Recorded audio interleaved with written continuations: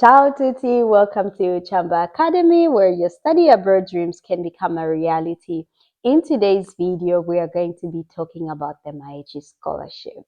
Yes, we all know the MAECI Scholarship is currently open till the 26th of March 2026. So if you are planning to apply for the MAECI Scholarship, now is the time. Don't wait until the deadline to apply. So applying for the MAECI Scholarship for first-time applicants can be a bit overwhelming, but it doesn't really have to be. Honestly, it's one of the simplest application processes for scholarships, if I'm being honest. And I am going to tell you about the step-by-step process of applying for this scholarship in this video. So let's get right into it. First and foremost, you have to check your eligibility. So before anything, you need to check you have your bachelor's degree, certificates and whatnot ready, and then make sure that you check the age requirements. So the MAECI Scholarship is a merit-based scholarship, and it has an age limit for the level that you're applying for. For example, if you're applying for a master's degree to study in Italy, you don't have to be more than 28 years of age. For PhD applicants, not more than 30 years of age. And for those that are applying for research grants, not more than 40 years old. Now that we have that covered, the next thing is eligible countries. So there are over 130 eligible countries for this particular scholarship. And lastly, you need to check if you have admission, or at least in the process of gaining admission to one of the public universities here in Italy. All right, so then you have secured your admission into an Italian university, you meet the English requirements and so on and so forth. All those documents, you have set them apart. But what particular documents will you need to prepare to upload for the application of this particular scholarship? You will need your academic transcript, so your bachelor's degree transcript, your bachelor's degree certificate that's at master's level. Of course, at PhD level, it's going to be different. You not only need your bachelor's, but also your master's, as well as your research proposal.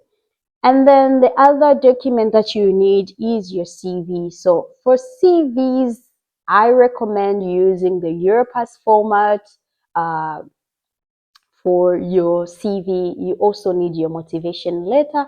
I just uploaded a video on how you can write a well-structured, cohesive motivation letter. So be sure to check it out. And then you also need to have a language certificate. Yes, in Italy, they don't really require language certificates to be able to apply for programs, especially those that are taught in English. However, when you're applying for this particular scholarship, you need to have a language certificate. If you're applying for an English taught program, you need to have either TESOL or IELTS or whatever certification you have. If you don't have those, it's okay. You can just get a language proficiency letter from your university to state that you are proficient or your studies were conducted in English, so you're proficient enough. And of course, you need to have a passport. If you're traveling, definitely you need to have a passport. Now, on to the actual application process. So you have to go to the official website, which I'll show you in a minute. The Study in Italy esteri.it website. You go, you register on the portal. So you put your email, you put your password, you enter your personal information, your name, your country, and if you have, what else? Your passport as well, your passport. You create your account on the portal, and then after you fill in your personal information, you log in, you receive an email, then you are able to log in and verify the account. Then the second part of the application is your academic background, or yes, academic background. So you will be applying for a master's degree, so you need to have a bachelor's degree. So in the second course, it's called course. In the second page, you have to insert your overall grade. So there is something called the average grade. For those that are renewing, you just have to count your ECTs and then put the average, arithmetic average, into the site.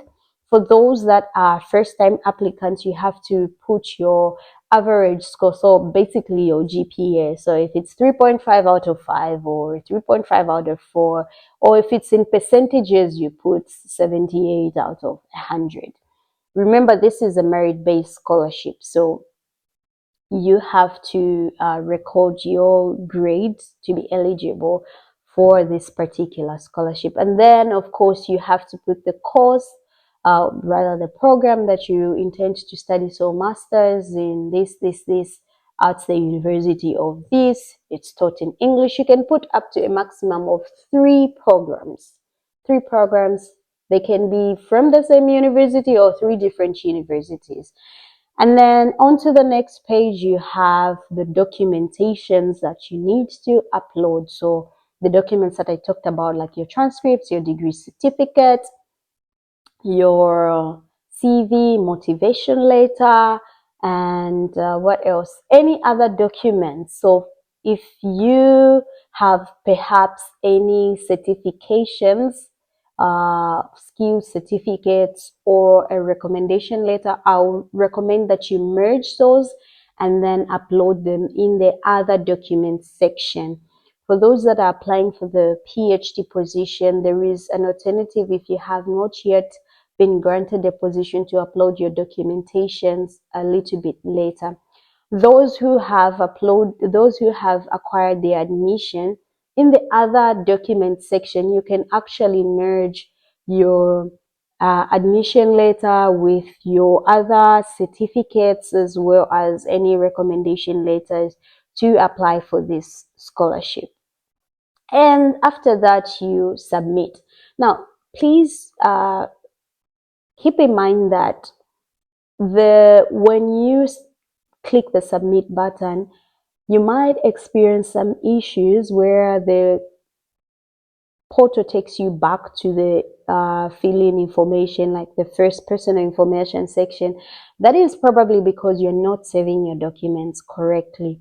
So if you save, for example, Mildred's passport or Mildred's CV, it's not going, the system is not going to allow you to or recognize that format. So I would recommend, for you to be able to submit your application, save your documents, maybe your name and whatever documentation it is. So for example, Mildred underscore motivation, Mildred underscore CV. That will make your whatever documents go through easy peasy. Okay, and I wish you all the best, because that is it for the scholarship application. I'll see you in the next one. Thank you. Bye.